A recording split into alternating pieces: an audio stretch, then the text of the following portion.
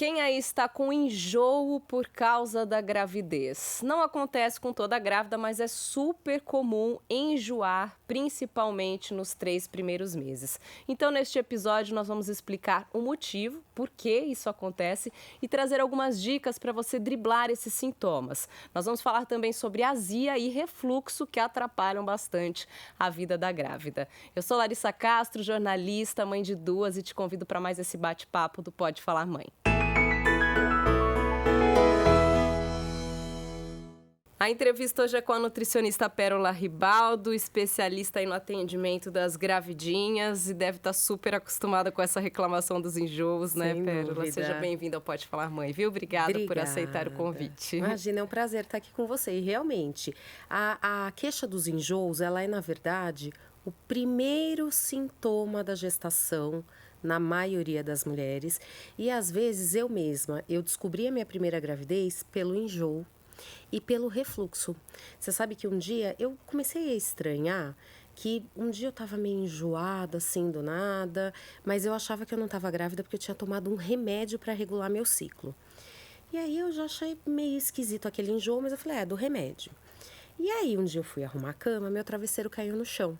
Eu abaixei, eu tinha tomado água. Eu abaixei para pegar, voltou a água. Eu falei, isso tá esquisito. E aí eu fui atrás de fazer o exame. Por quê? Porque esses sinais clínicos, que a gente chama de sinais clínicos ou sintomas, eles são resultado de ações hormonais. Então, é esperado que a gestante tenha. Eu não tenho, eu devo me preocupar? Não, você não tem, graças a Deus, você não vai sofrer tanto. Mas algum sinalzinho sempre a gente tem. Por que esses enjoos acontecem, então? Vamos explicar, né? Qual é o efeito desses hormônios, Sim. o que provoca isso? Então, assim, em relação aos enjoos, a gente tem 2 hormônios principais agindo. O primeiro, sabe aquele beta-HCG? Aquele hormônio, ele chama-se gonadotrofina coriônica humana. Daí vem o HCG. Esse hormônio, a gente só produz quando a gente está grávida. E ele começa a subir no sangue, trazendo uma sensibilidade em alguns órgãos específicos e cerebral em relação a tudo aquilo que possa produzir algum risco para o nenê. Então eu falo que o nosso corpo ele é tão inteligente que ele produz hormônios que não te coloquem em risco para você não produzir um processo de aborto sem querer, mas por algum agente externo. É uma defesa do organismo da mulher grávida para que ela não coma nada que vai fazer mal para o bebê. É uma defesa. Então, a gente tem primeiro essa questão. Então, o corpo fala assim, bom, se a Larissa comer muito doce, isso vai fazer mal para ela. Te dá um enjoozinho de doce. Café. Você sabe que o café é abortivo. O excesso de cafeína é abortivo. Eu falo que eu conto nos dedos as gestantes que eu já vi gostarem, terem vontade ou conseguir tomar café na gestação. É muito difícil. Tudo por conta desse HCG. Aí a gente tem um outro hormônio, que aí esse vai ser de mais longo prazo, porque o HCG ele vai subindo mais no início da gravidez, depois habitua e tudo bem. Aí a gente tem um outro hormônio que age no longo prazo, que é a progesterona. A progesterona, ela também faz os enjoos, ela age também em nível cerebral, porque isso tudo é em nível do sistema nervoso. Só que ela age também em aspectos mecânicos. Por exemplo, ela dificulta o processo digestivo. Para quê? Para a gente comer mais devagar. Porque o corpo sabe que ao longo dos 9 meses, o seu útero vai crescer e vai comprimir o estômago. Então, você tem que começar a comer menos. Por quê? Porque se ele comprimir o estômago e você comer muito, vai voltar. Então, ele já começa a te preparar para o decorrer dessa gestação. E a gente tem também a questão das glicemias. Então, boa parte das gestantes, quando fazem esse processo de enjoo, a gente tem os processos de enjoo normal, que são esses relacionados aos hormônios e hipoglicemia, e a gente tem a hiperemese, que aí é um caso de uma hipersensibilidade que não há o que a gente faça que resolva. As gestantes têm que ser medicadas e elas têm que hidratar com frequência, porque não consegue tomar nem água. Não sei se você conhece alguém que teve isso, aquela Esses são os gestante que casos vomita. mais graves, né? Tem Isso. casos de gestantes que precisam até ficar internadas mesmo, né? Sim. Porque não conseguem se alimentar, mas aí é uma Exato. situação mais rara, É né? raro, é aquela gestante que ela vomita do primeiro ao último dia. Eu mesma, eu peguei acho que 2 ou 3 até hoje com hiperemese, porque não tem muito o que ser feito em termos de alimentação. Agora, em relação à glicemia, também, ficar muito tempo sem se alimentar, como o seu metabolismo está super acelerado, você vai fazer a digestão, vai cair a glicemia e o sintoma de hipoglicemia que a mulher tem é o enjoo. Então, boa parte desses enjoos, comendo fracionadamente, a gente resolve. O que a gente não resolve aí é hormonal. Mas eu falo para você, na maioria das vezes, o fracionamento alimentar já resolve. E o hormonal, basicamente, se estabiliza aí, como você disse, nos 3 primeiros meses, né? Que são os piores aí, né? As mulheres relatam esse enjoo maior nos 3 primeiros meses. Que é quando a gente tem esse aumento do HCG e é quando a gente começa a estabilizar a progesterona. Então, passou esses 3 meses, normalmente, mas eu falo que para gestante nada se escreve. Às vezes a gestante chega para mim e fala assim, ai, Perola, eu não vejo a hora de chegar a 12ª semana. Eu falo, não confia. A gente espera, mas a gente não confia, porque gestante, cada uma é uma. Sim. Então, eu tenho gestantes. Na minha primeira gestação, eu comecei a enjoar com 13 semanas. Eu fui até 28. Nossa, Atípico, né? Atípico. Só que era um enjoo super específico. Então, se eu te conto, sabe quando você abre a máquina de lavar roupa que vem aquele cheiro de sabão? Eu não conseguia com aquele cheiro. Então, eu pensava em lavar roupa, já não dava. Cheiro de avião, olha como eu sou fina. Cheiro de avião, Gente, não posso viajar de avião. Pois é, e eu não pude. Você sabe que eu falo que a minha primeira nasceu com o dólar a 1,50, olha que beleza. Então, o enxoval nos Estados Unidos era uma delícia. Não consegui. Foi meu marido com a minha mãe, porque eu viajei no comecinho da gestação e aquele cheiro daquele bom ar me enjoou. Então, mas era uma coisa que eu não ficava enjoado o dia inteiro. Eu pensava no cheiro do bom ar e falava, não dá. E aí, vamos então para uma dica prática aí, como driblar isso. Você já disse Sim. que a questão de ficar muito tempo sem comer não é legal, mas Exato. começando assim de manhã, né? As grávidas Sim. relatam muito esse enjoo matinal. Acorda, às vezes não consegue nem escovar os dentes, né? Ou pensa em comer alguma coisa, já fica enjoada. E aí, qual que é a dica? Porque ficar sem comer não é legal, dá. né? Vai Alguma piorar. coisinha tem que comer logo que acorda. Então, o enjoo matinal é o mais comum, por quê? Porque ele vem de um período longo de jejum. Então, quanto mais tempo eu ficar sem comer, mais enjoada eu vou ficar. Então, a ideia é, se eu levantar de estômago vazio, eu faço um movimento no meu estômago que não é bom. Então, a primeira dica é comer antes de levantar, tá? Então, comer ainda deitada. Comer o quê? Algum alimento seco, preferencialmente salgado e que não tenha muito sabor. Então, a gente fala bolachinha de água e sal, torrada, biscoito de polvilho. Come, dá uns 2, 3 minutinhos, aí levanta e começa o dia. Acordar e levantar, vai enjoar. Tá? Isso para quem está enjoando de manhã. Para quem não está enjoando de manhã, tudo bem. Mas é aquela gestante que fala assim, eu não consigo escovar os dentes ou eu começo a escovar os dentes e me dá ânsia. Come uma bolachinha seca, espera 5 minutos e levanta. Certo. Tá?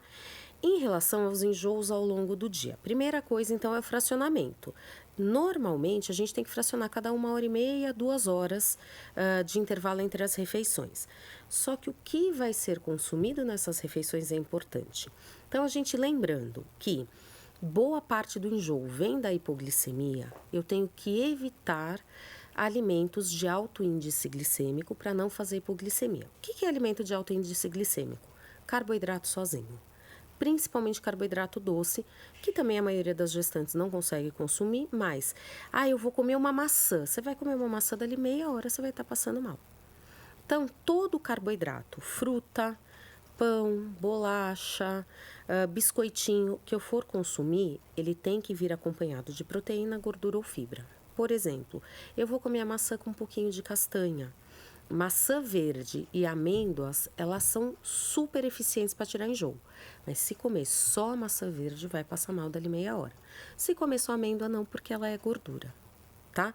Ou então, colocar uma fruta num iogurte, um iogurte com granola, sempre combinando carboidrato com proteína, gordura ou fibra. Pensando nesses lanchinhos aí para não fazer um intervalo longo. E as refeições principais, evitar o quê? Você já disse aí o carboidrato sozinho já é uma armadilha, né? Exato. Mas então, o que é importante evitar? De repente, os lácteos ou muita gordura? O que pode piorar esse enjoo? Os alimentos muito gordurosos, como eles têm uma digestão ruim, eles pioram o enjoo em qualquer momento do dia. Então, fritura é ruim, carne muito gordurosa é ruim. Mas, de novo, o corpo é tão inteligente que a maioria das gestantes vai olhar para uma carne gordurosa e não vai ter vontade. Então, isso é até meio instintivo. Agora, eu quero fazer uma refeição, eu olhei, nossa, o macarrão tá uma delícia, porque realmente, macarrão na gravidez vai super bem, pão vai super bem. Eu virei a rainha do carboidrato. Todas viram. Nossa, vontade de pão, macarrão, massa. Isso. Então é isso, né? Não comer sozinho. Pode, mas não come sozinho. Então eu vou fazer o macarrão com uma boa porção de carne. Um molho de tomate, ao invés de eu usar um molho pronto, eu vou usar um molho com tomate, que eu tenho mais fibra. Eu coloco mais fibra. Ralo uma cenoura junto, tá? Lembrando que tudo que é frio vai melhor. Então, de repente, uma salada de macarrão vai melhor do que um macarrão quentinho, tá? E uma dica super importante, que foge de tudo aquilo que a gente estuda, né? Que o que dá enjoo é o que é quente, o que tem muito cheiro, o que tem muito caldo, é a sopa. Eu falo que apesar da sopa ser uma péssima ideia quando a gente está enjoado, na gestação ela vai super bem. Até hoje eu não entendi por quê. Mas todas as gestantes vão muito bem com sopa. Você fala, o que você acha de uma sopa? Ai, que delícia. Então, a sopa, por que ela é interessante? Porque você consegue primeiro se hidratar. Porque nos enjoos é difícil você conseguir tomar água. Segundo, você consegue combinar uma série de alimentos ali. Então, por exemplo, Perola, eu não estou conseguindo comer vegetal laranja. Escuto muito essa queixa, abóbora, cenoura, cozido, não vai. O que eu faço? Eu faço uma sopa que eu bato isso no liquidificador, ele vai sumir. Não vai ter aquela textura. E eu consigo pôr um frango, eu consigo colocar outros vegetais. Então, eu acabo tendo uma refeição completa que é mais prazerosa e que também me hidrata. E o que a gente come antes de dormir também pode interferir bastante nesse enjoo da manhã? Assim, também interfere. A ceia aí, aquela beliscada, né, depois da janta. Sim, na verdade, quanto maior o período você ficar sem se alimentar, mais você vai enjoar. Então, a primeira coisa, aquela história de, eu tô com tanto sono, porque também você sabe que a gente fica com sono para não se pôr em risco. Olha como é interessante, né? Para economizar energia para o neném e não se colocar em risco. Então, aquela gestante que vai dormir 8 horas da noite e vai acordar só no outro dia às 8 horas da manhã, ela vai acordar nauseada e ela vai fazer alteração de glicemia. A hora que ela fizer a curva glicêmica vai dar alterada por jejum prolongado. Então, não pode todo esse tempo sem se alimentar. Então, o que eu faço? Eu tenho que ficar, no máximo, 10 horas sem me alimentar. Porém, a minha última refeição do dia, ela também tem uma ação direta na minha questão do jejum. Então, não é só o tempo, é o que eu como. Se eu comer carboidrato antes de dormir, o que vai acontecer? Minha glicemia vai subir na madrugada, vai despencar e eu vou acordar enjoada. Então, a última refeição do dia, ela deve ser preferencialmente sem carboidrato, só proteica. A proteína que melhor vai à noite é a láctea, tá? É a que melhor segura.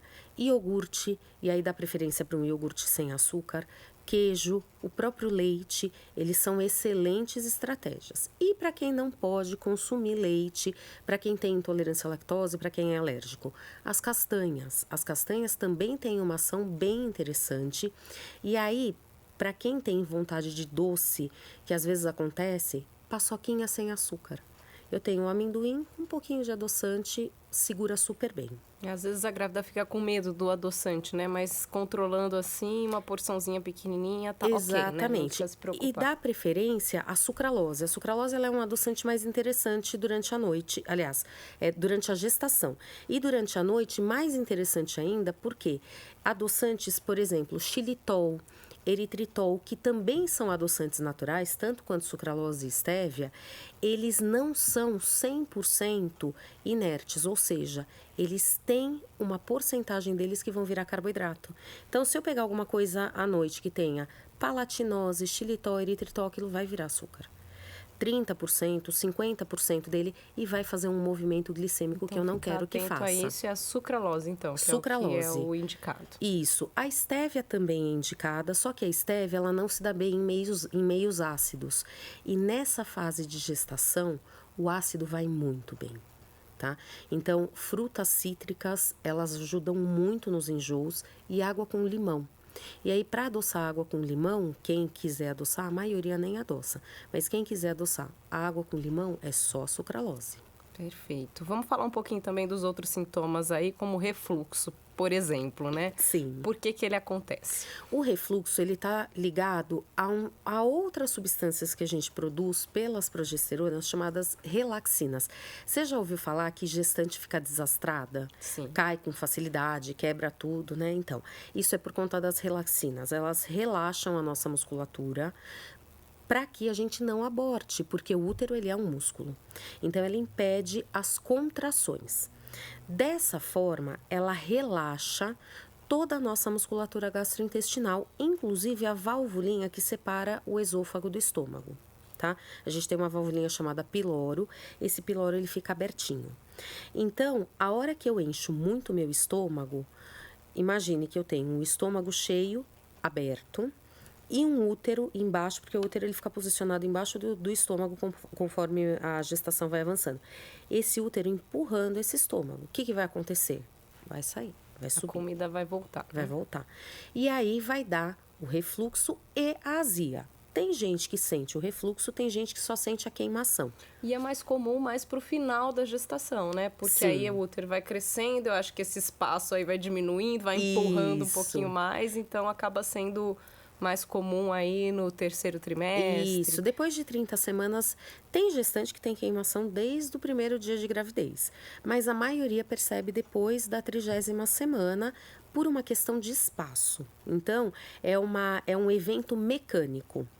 E aí, o que a gente faz? Bom, então, entrega para Deus porque é mecânico, paciência? Não, eu não encho o estômago. Então, lembra que eu falei que naquele primeiro trimestre a gente fraciona às vezes a cada 1h30, 2 horas as refeições? No último também. Mas no último, por quê? Porque às vezes a gestante tem fome, ela tem necessidade de se alimentar, mas se ela se alimentar para aquilo que ela tem fome, vai dar o refluxo. Então, fraciona mais, com volumes menores, e aí acaba não enchendo o estômago demais em nenhum momento do dia. E aí não dá esse refluxo, não dá essa azia. Quem já tem aí um histórico, né, vamos dizer, de algum problema de estômago, de acidez, a própria azia, né, tem mulher que já sofre com isso antes da gestação, ela tem a tendência a sofrer ainda mais ou não interfere uma coisa na outra? Ela tem uma percepção maior. Então, na maioria das vezes, são as mulheres que reclamam de dor de estômago. Então, quem nunca teve nada vai reclamar da azia, do refluxo, da queimação. Tem gente que fala assim, nossa, eu nunca soube que isso era queimação. Né? Porque a hora que você perguntar como que é assim, assim.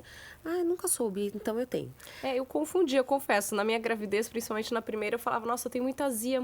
E depois eu vi que era refluxo, né? Porque a azia seria uma dor mais concentrada no estômago mesmo. Isso. E o refluxo, essa sensação ruim na garganta, né? Essa coisa assim. que você percebe que volta, Exato. né? Então, e aí aquela mulher que já tem um histórico de gastrite, de esofagite, ela tem uma maior percepção e ela sente mais dor, porque ela percebe a azia concentrada. E, indiscutivelmente, ela tem um sistema digestivo pior do ponto de vista que ele já sofreu.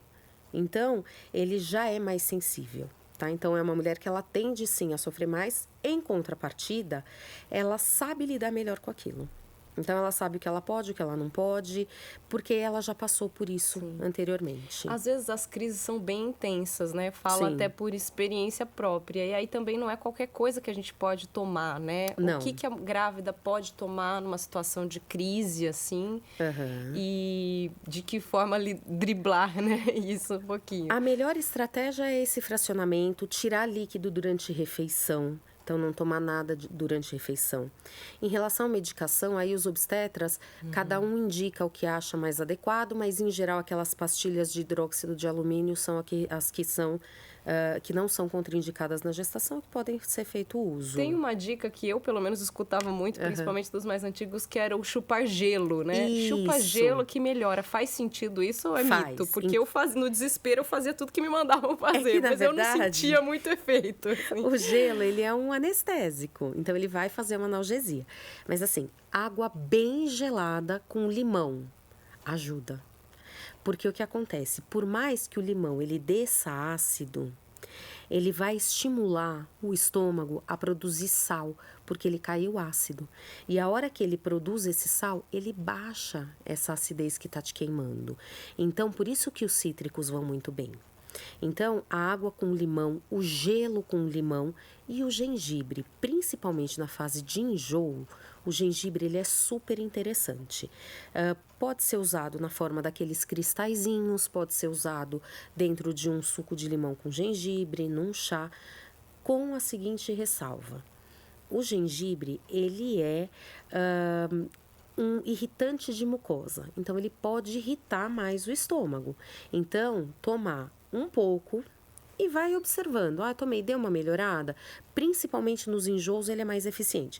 Melhorou um pouquinho, não vou tomar um monte para prevenir de ter de novo. Não, eu vou tomando conforme é necessário. Mas água gelada, gelo, limão e gengibre, eles são muito bons nessa fase, tanto do começo quanto do final. Ô, Pérola, antes da gente encerrar, eu queria falar de um outro sintoma, até que eu não citei aqui no início, mas que até você mesmo me deu um alerta, né, na nossa conversa prévia, que seria a questão do intestino, Sim, né, que muda muito na gestação também. A grávida acaba ficando com o intestino mais preso, né? Na grande maioria das vezes tem uma constipação, também por conta desses hormônios que fazem os movimentos peristálticos não estarem tão eficientes e por uma questão mecânica também, porque quando a gente engravida, a mudança de disposição dos órgãos é muito grande. Então, o intestino, ele sobe, ele vai lá para trás do útero e sobe. E aí, ele fica comprimido pelo útero. E aí, você tem uma barreira mecânica mesmo, a passagem das fezes. Então, o que a gente faz? Bom, primeiro, gestante tem que tomar 3 a 3,5 litros de água todo dia. Se não tomar isso, vai ficar com o intestino preso. A segunda coisa super importante, tem que consumir fibra. Saladas, legumes, verdura, fruta com casca. Às vezes a gente usa o psyllium, que é uma fibrinha que a gente pode pôr na comida que ajuda. A gente pode usar algumas fibras mais de efeito laxativo, por exemplo, o macrogol, que é uma fibra super interessante e na gestação às vezes precisa. E iogurte com probiótico. Os probióticos, o uso de cápsula de probiótico ajuda também bastante e as fibras manipuladas. Muita gestante precisa desses recursos para o intestino regularizar. A grande maioria, eu diria para você.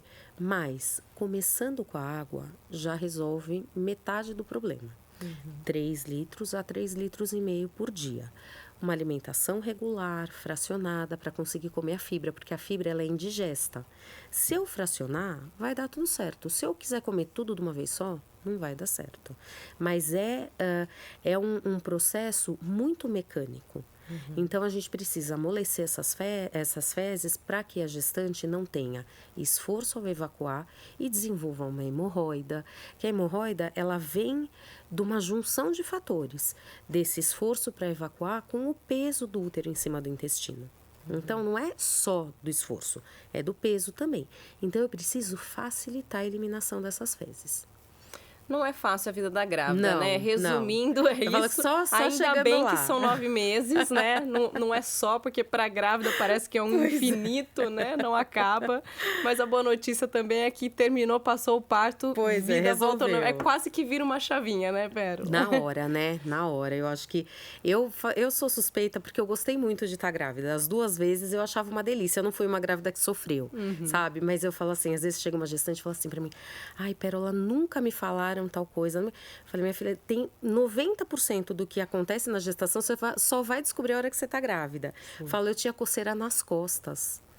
Aí eu falei pra minha obstetra, eu falei, nossa, mas eu tenho coceira nas costas. Ela falou, é circulatório. Aí a gente descobre que tem um monte de sintoma mas passa. Sim. São 9 meses e vale a pena, né, Com Larissa? certeza, sem dúvida. Agradeço mais uma vez a presença, essas dicas super valiosas aí. Obrigada. Então, as mamães que estão nos ouvindo, já volta aí o vídeo, Sim. anota, né? Pega as diquinhas que vai dar tudo certo. Obrigada. Se quiser dar alguma dica final, fica à vontade. Dica para fechar com chave de ouro. Fracionamento, refeições a cada 3 horas, nunca carboidrato sozinho. Então, vou comer uma fruta, vou acompanhar com iogurte, pasta de amendoim, castanhas.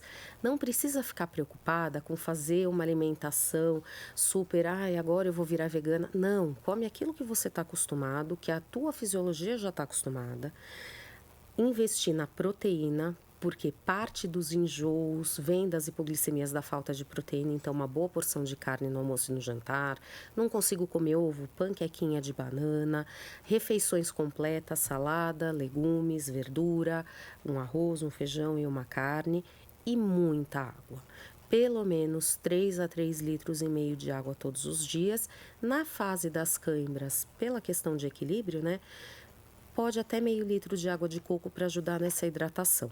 E curte que é uma delícia. Perfeito. Obrigada. Eu que agradeço. É isso, anotada aí as dicas então. Se você gostou desse conteúdo, compartilhe com as gravidinhas que você conhece. Aproveite e se inscreva no nosso canal, siga aí nas plataformas de áudio, dê uma estrelinha aí, dê um like se você gostou. E eu te espero na próxima semana com mais um conteúdo especial para você. Até lá!